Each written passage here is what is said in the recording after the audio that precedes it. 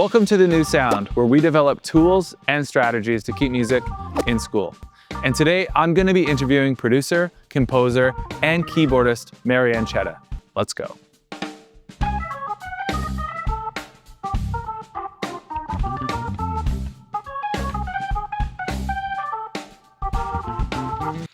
So I'm here with Mary Ancheta. Now, Mary, you've written music for Netflix, for HBO, for Showtime, and you've even worked on an independent film called Golden Delicious.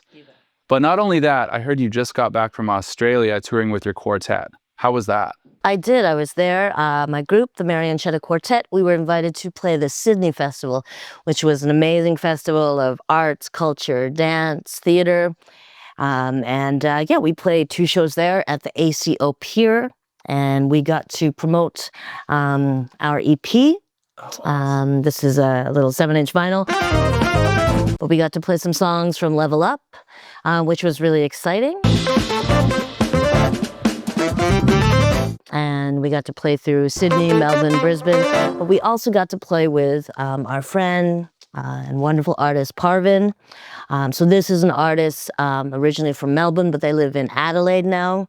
And they recorded here in Vancouver, which is pretty amazing. And I had the opportunity to co-produce this album, and we worked at Afterlife Studios. So do you have any other shows coming up internationally? My group, the Mary Ancheta Quartet, we're going to be representing Canada in Osaka, Japan. So we're really excited to get out there and to hopefully play for a new audience. So how do you balance not only playing all over the world and being a professional musician, but also writing for TV and film? Like, how do you find that middle ground? You know, as a creative person, I like to have, I think, a few coals in the fire, you know? That's just kind of the way I love to work. So when I'm just playing live, there's an element that I'm missing. When I'm only writing, there's an element that I'm missing. So for me these days, I think I'm specifically trying to carve out the time for the projects that I love and that I feel, you know, wholehearted about.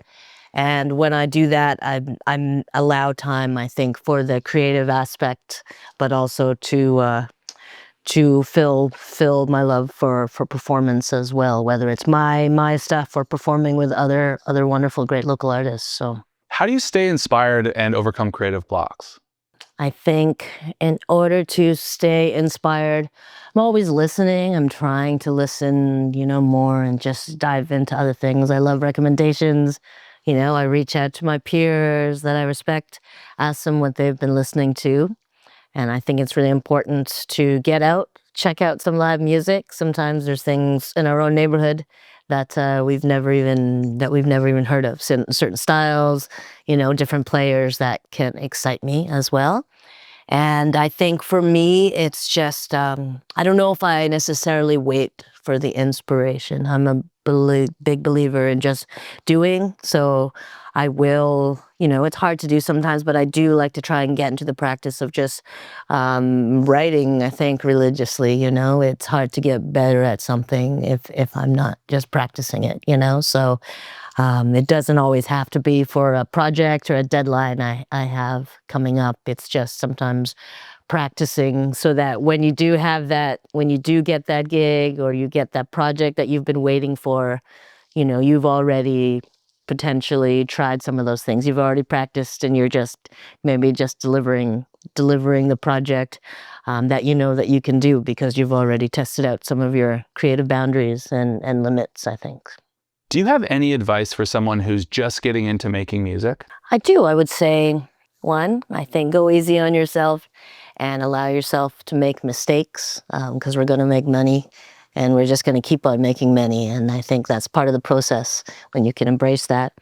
And I would also say to find a peer group that you can share your music with, that you can learn from, and the exchange is there. You might be able to give some advice to someone else and some input, and to find a really great peer group, you know, I think where you feel safe to share your music and to get some input and potentially look at ways that you can improve, I think, for the purposes of why you want to make music and how you want to share your music as well. So Mary, you have a ton of amazing keyboards here. You have a lot of recording tools. Do you have a favorite? I don't know if I have a favorite. It's like saying, who is your favorite child?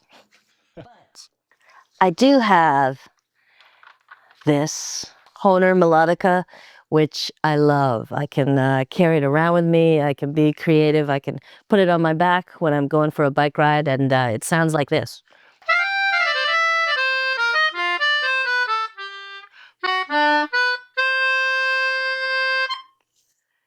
Awesome. It's fun, it's bright colored, and yeah, I could just take it anywhere I go. And I think there's something nice about being portable and being able to feel like you can be creative, but out in the world of ambience, hearing all the ambience, I think, of your surroundings. So Totally, because I guess as a keyboard player, typically you have to plug into an amp. there's all, haul that all. yeah, or if there's no built-in speaker to something. So sometimes you just want to, you want to think about a harmony, you want to write a little melody, or, you want to sit at the park and enjoy the beat. So yeah, this is a perfect tool, I think, just for being creative and on the move as well. So, hi everyone, here is my quick audio tip.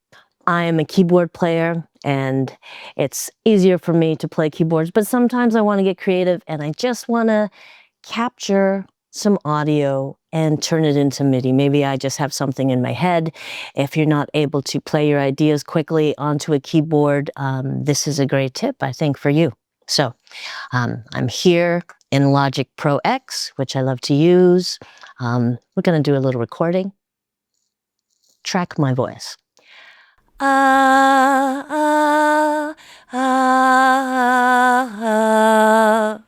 Maybe that's my idea for a melody. And then maybe we want to translate that to a synth part, to a piano part.